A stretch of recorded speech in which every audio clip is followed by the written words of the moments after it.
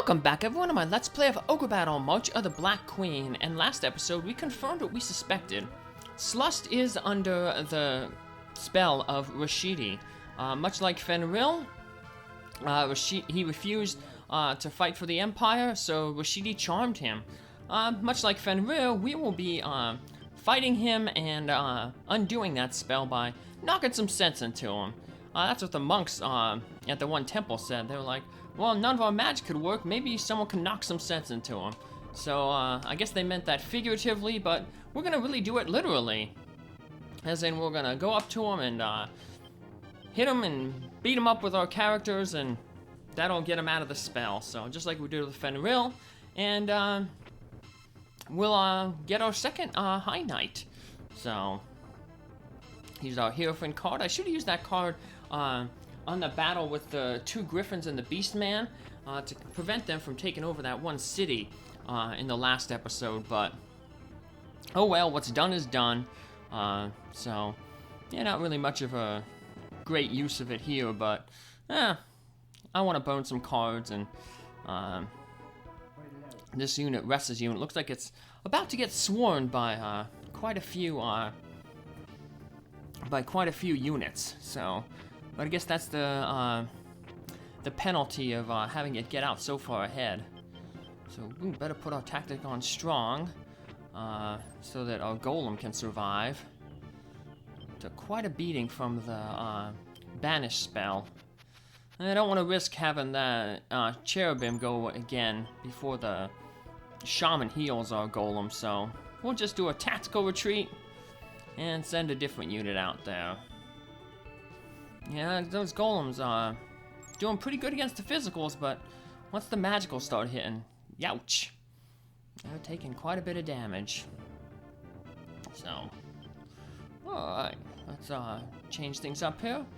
Put our tactics to strong, so we can start working on that knight in the back there. We don't want to keep it on leader, or else our pumpkin head will be hitting it and make it too weak, and may not make it we'll get to the point where we end up defeating the leader before we defeat the flunky there in the back. Alright, well there, now we're pretty much evened out. So the one Eagleman will take out the one on the right, and the other one will pummel the one in the back row. So, I wonder if that other if that other knight unit is another dragon one, or if it's a giant one. There's two different knight units. One has the dragon in it, one has the two giants. So, we'll get some experience in healing here with this Raven Man. We already recruited Raven Men. If you haven't, it's a good time to get some. Although, technically, stat-wise, getting the Raven Men way back in Lake Genenia, level 5 is much better. They'll have much better stats. But we've been running into quite a lot of neutral units in this map.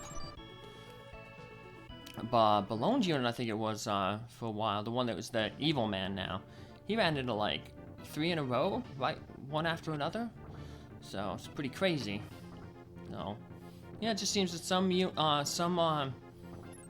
maps, the neutral encounters are more frequent than others.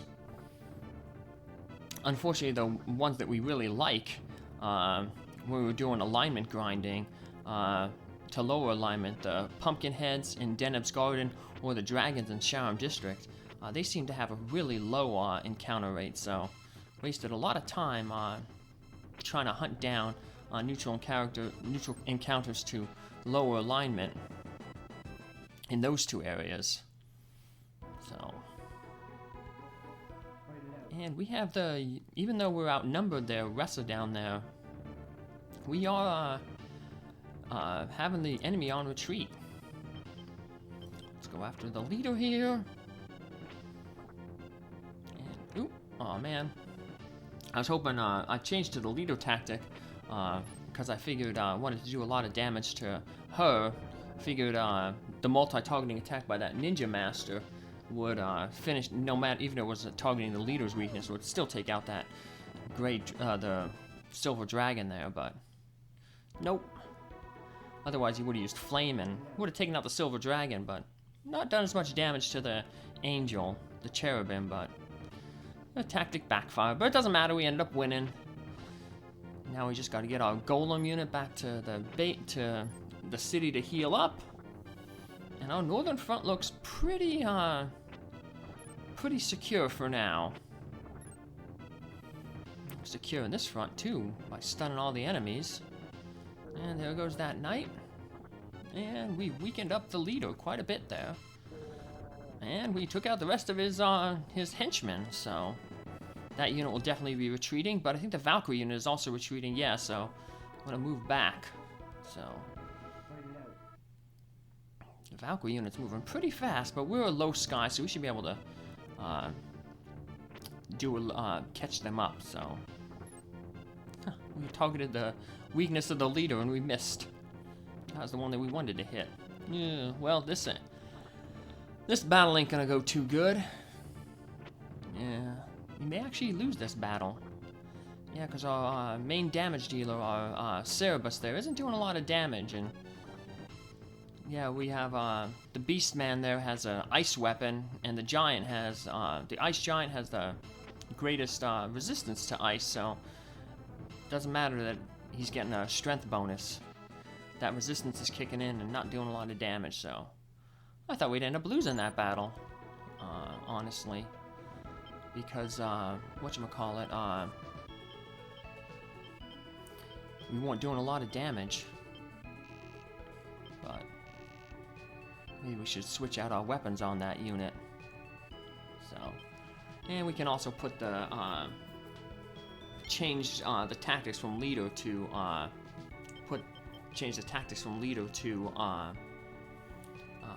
strong, so we take it so the ninja focuses on the giant. That Ozrich spear, that's a typo there. It doesn't give plus 17 int, it's plus 7. So we'll notice that there 76. So yeah, it doesn't give plus 7, it only gave plus 4. Well, plus 7, but we already haven't get a plus 3 from the Euro sword, so it's only plus 4 more, so. But, alright, let's. Yeah, you see, the giants don't take normal damage if you're not using ice weapons, but we had those ice weapons equipped, and it was just really hampering our damage output. But now these Eaglemen are doing a good job here. Actually, the MVP is the Witch. She's shutting down all their offensive abilities. So, good job, Witch. Which? That Witch.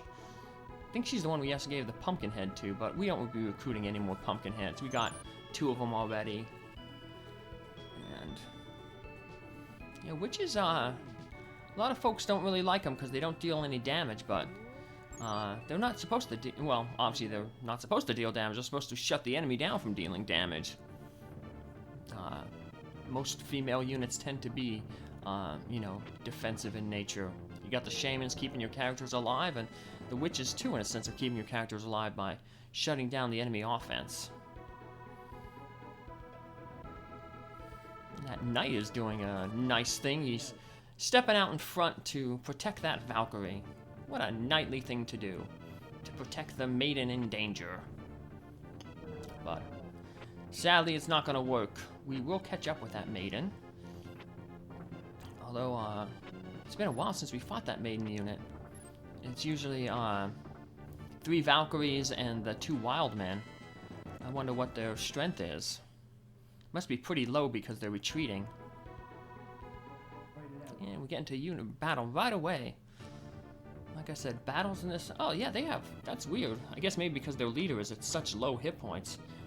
That's why they may be retreating. Because strength-wise, they have all their characters. So, well, now we'll weaken up the Valkyrie in the back there. Well, Eagleman goes first and hits that Wildman. That's what we're hoping for. There we go. Put the Valkyrie back as the strongest in the back row. Did a lot of damage to her. She started the battle at full hit points. Now she's basically on her last legs. Still, I don't think they're weak enough for a death card to take out, but like I said, we don't use death cards. Yeah. That might have been a good, well, I was gonna say, it might have been a good battle for us to retreat from, because we ended up pushing them back to, closer to the temple where they were gonna heal, but if we retreated, they would have, we'd still have the same distance, so. So, let's see. Let's, put on strong tactics, so that, we take the least amount of damage. And that was actually pretty good. We, both of those griffins missed half of our units. So it was really like we only got hit with one hit all attack. Look at that worm, so powerful. Just, of course it helps, that worm has the relic sword, which gives the plus 24 strength. Not a good sword to give to, a character who's worried about intelligence, because it gives that massive, negative 16 to the intelligence, but our worm doesn't need that, so we'll flip our worm around there, so the worm is gonna fight the stronger griffin this time. And Balone, I was mentioning earlier, he's got hit by a bunch of neutral encounters, and now he's getting another one here. So this time, rather than fight, we'll just befriend him. Yay! And now let's see if we can finish off this. The good thing is, even if that unit does reach the temple, they won't be able to heal there very long. And they'll be very close to the edge. We may actually get a chance to show off knocking a unit off the edge, because that's just a land unit.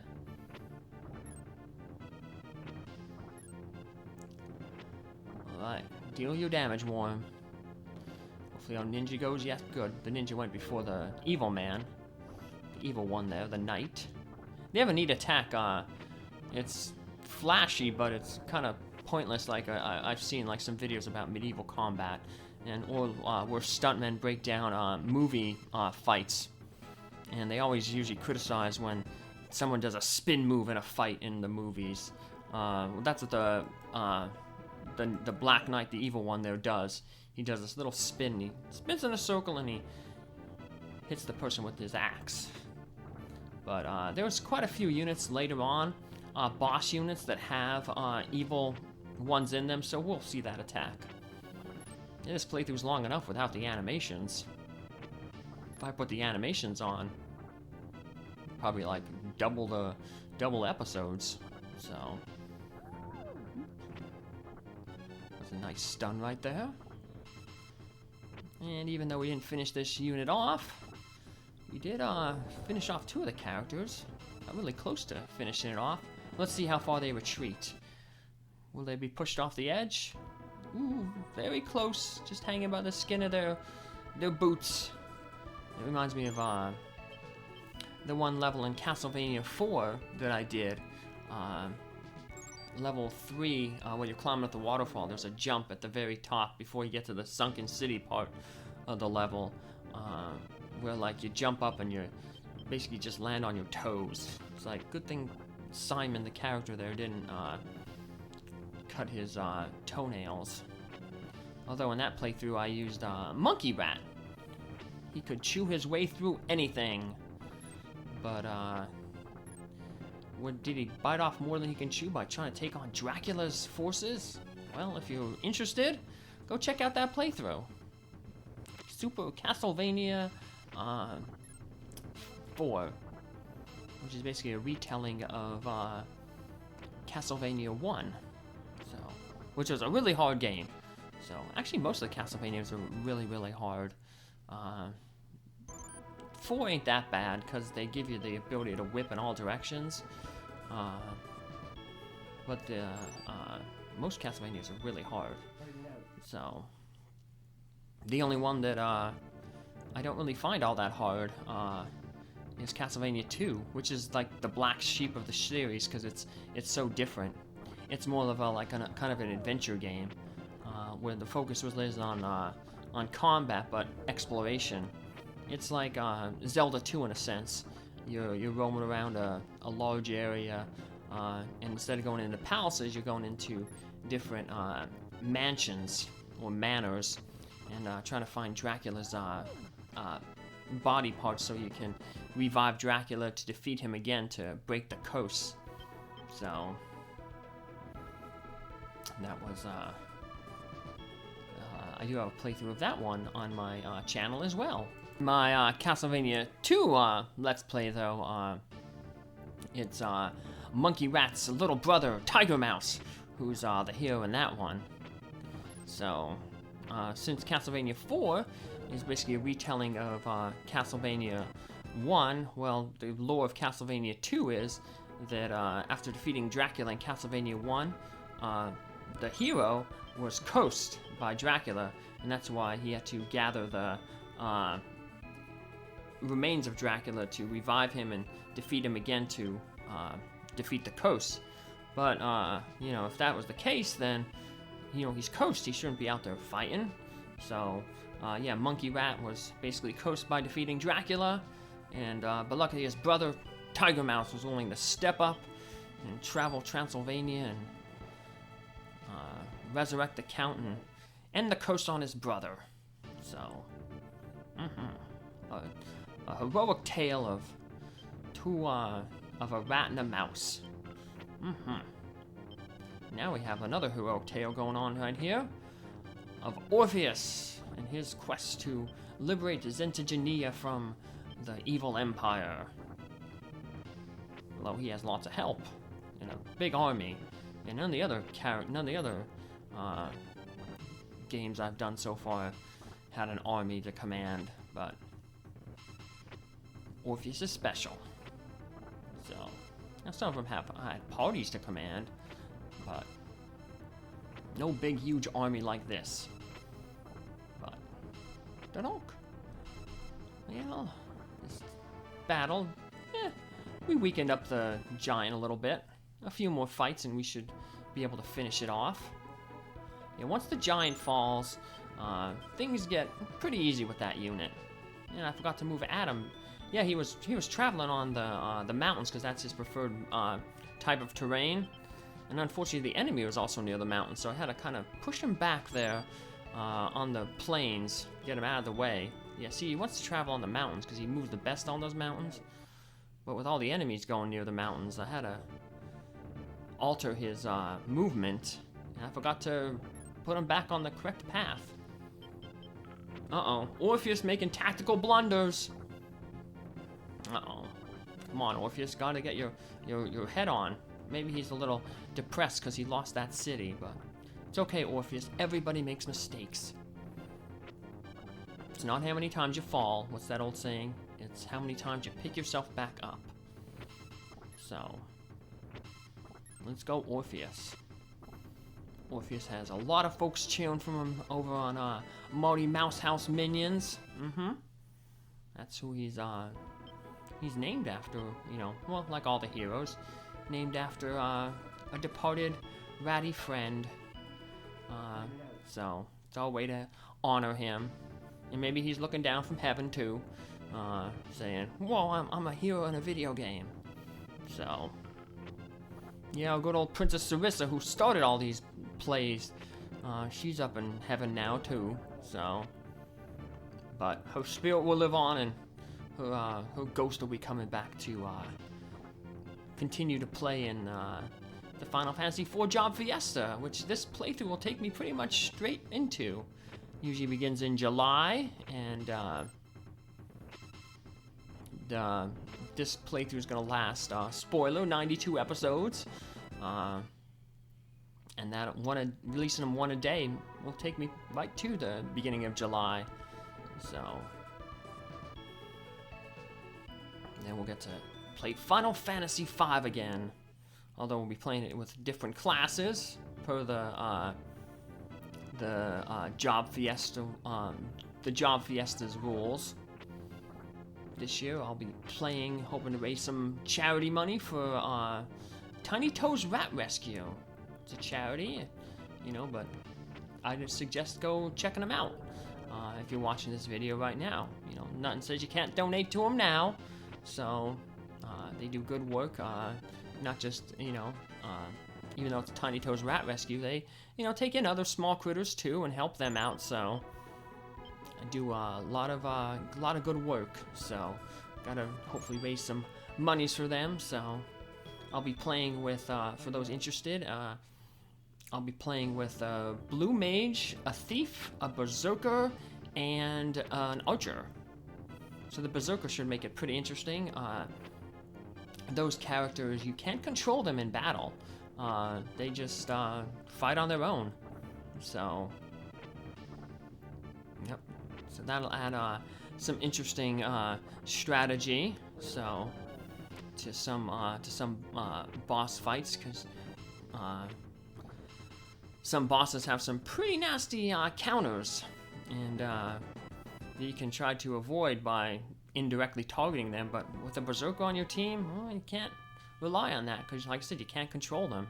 They just go to town with their axes and scythes. So, but as a bonus, they tend to have really high strength. I think they have the second highest strength of all the classes, with the exception the monk is the only one that gives higher strength. But that's probably they probably do that because the monk doesn't equip weapons. The monk just fights with his bare fists. He fights and he kicks. So he doesn't get that bonus from weapons. So they give him a strength to help balance him out a little bit. I ran a monk in my last playthrough last year for Rabbit and Small Animal Rescue. I had the ninja, the monk, summoner, and what was my oath class? Can't remember right off the top of my head. But, dragoon. So if you're interested in those classes, check them out. Wind crystal monk, water crystal summoner, fire crystal ninja, and earth crystal dragoon. Well, before I managed to defeat everything except for Omega, the one of the optional super bosses. I defeated Shin Ryu, the one optional super boss. But maybe before the Fiesta this year, I'll go back and try to see if I can beat Omega. Because I did defeat it the first year I did the Fiesta, which was for healing whiskers. And they trained therapy rats. So, yeah, normally you think of therapy animals as dogs, but, you know, some people are scared of dogs, maybe because they had an incident, maybe in their childhood or something, or just dogs were bigger animals and maybe just scared of them. So, you know, for some things there's rats. So that's what Healing Whiskers did. Did some cute things with where folks got to, you know, they did some pictures where they did for reading, like pause to reading, where kids who had trouble with difficulty reading would be able to read to the rat. It was cute, you know, because the rat is obviously non-judgmental and doesn't care how well a person reads, but it's just there to help bring people out of their shell. So, oh, and then we saw what happened. That wizard unit retreated over the edge, blunk, and he went ploop, wee, down to the earth. So yeah, we don't have to worry about fighting him. So he got taken care of just by falling over the edge. So I should have changed my tactics there to focus on the silver dragon. Because I once again, I forgot to take off I didn't give a non-ice weapon to the Beastmaster there, and like those ice dragons, the ice giants, the silver dragon there has strong resistances to the cold.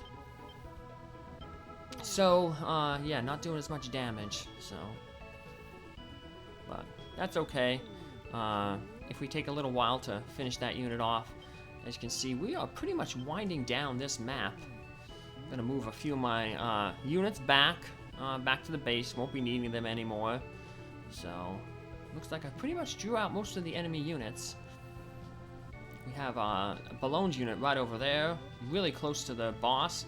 And yeah, if they had more units out there, they would probably be coming out. The computer, the enemy AI, basically obviously doesn't want you to want its unit to be its leader to be attacked, so it'll send out, you know, all the lesser units to run interference. Of course, after we spent so much time fighting all those other units that you haven't really had a chance to explore much. At the beginning, Orpheus was doing quite a bit of exploring. He found that one hidden city, got some treasure, found that Chaos Gate, but then, unfortunately, he got called into the fray to defend that one city when the Eagle Man Cockatrice unit snuck past. So, he's been on rear guard duty there, hanging out in that one temple for a while. So, we're going to send him around now to start doing some uncovering. Ballone's unit too, we're going to have him. He's a high-flying unit. He's going to help Orpheus out there. So there's some treasure that we want to find in some of the other smaller islands. Some hidden cities, hidden temples we still have to find and liberate. We want to liberate everything we can before we go after Slust there. Well, that did not do as much damage as I was hoping for it to do. Even though I changed it to weak and he targeted the weakness, the Silver Dragon, because it was the weakest, had the lowest hit points. Didn't do as much as I would hope. And now we just gotta hope that we finish off this night here. Nope, nope. Uh-oh. Do we have, well, we'll have to turn around Ballone's unit here. He's the only one who could potentially block that guy from getting back. Or it could be silly and just wait there for whatever reason. But, oh, well, Ballone's unit got it anyway, so... Yeah, that was weird. It just stopped there. Like I said, well, sometimes the units do that, you know. They'll stop for whatever reason. I guess the computer has to think of its moves. This is just an early, like, Super Nintendo game, so it's... and it's a long game. I mean, like I said, it's gonna take 92 episodes to finish it, and so they probably crammed a lot in here, so sometimes I guess the computer is overwhelmed and has to think its moves through a little bit. So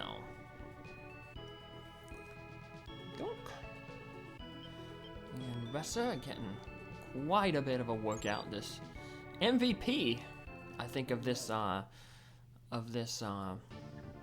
battle. She's mainly shut down. Yeah, this unit has seen a lot of combat, and even though it's real only, you know, lethal characters are the two Eagle Men, because remember the Pumpkinhead only cuts hit points in half, so while it does a lot of damage, it hasn't actually defeated any character. It's just put them in KO range. This unit has done a lot of fighting, and pretty much won almost every single one of its battles. So let's just retreat.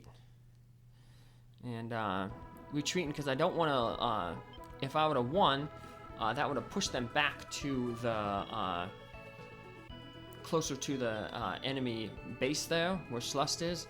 And as you can see, they are retreating. And we didn't want them to retreat onto that base. Ooh, a broken sword, so that's not going to be a very good weapon. Let's see here, a broken sword.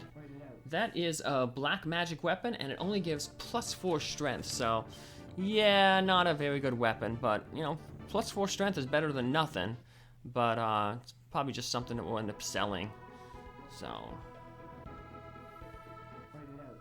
And let's see if we can finish this unit off. Shouldn't have an issue with it. One down, stunned, 2 down. And that will clear out the enemies on this map, other than the boss, Slust. But we still have a lot to do, so, but while we're doing that, let's send these other units back to base. And let's create a good old boss, you know, defeating unit. So, who's good for boss units? A good old princess unit. Giving everybody attack, and we have a Lich and a Sorcerer now, so let's throw them in there. We get a whole bunch of black magic back row attacks. And for our front row, we'll throw some of these undead. Let's throw the phantoms up there. So show them off. Slust unit is only going to have physical attacks. Slust will be in the back row, and he'll be accompanied by 2 gold dragons. So they'll have physical attacks in the front row, so they won't be able to damage anyone on the back row. The only one who can hurt anybody will be Slust if he uses his that Inanuki attack to one of our characters in the back row. But if he tries it on one of the phantoms in the front row, won't be able to do any damage. So yeah, if you get into a unit with only physical attacks, that's when your undead can really shine. So yeah, we get to. It's okay that unit is only a plains unit. It's going to take some time to get to Slust, because while it's making its way to Slust, we can be doing our remaining liberation here. There should be a cascade to the skyline Organa on an island to the east. The High Knight Fenril of Ice lives there. Yep, well, we know that because we saved Fenril from Rashidi's charms. And we'll be saving Slust from Rashidi's charm in our next episode. So take care, have a good one. Thanks for following along. Have a good day. Bye.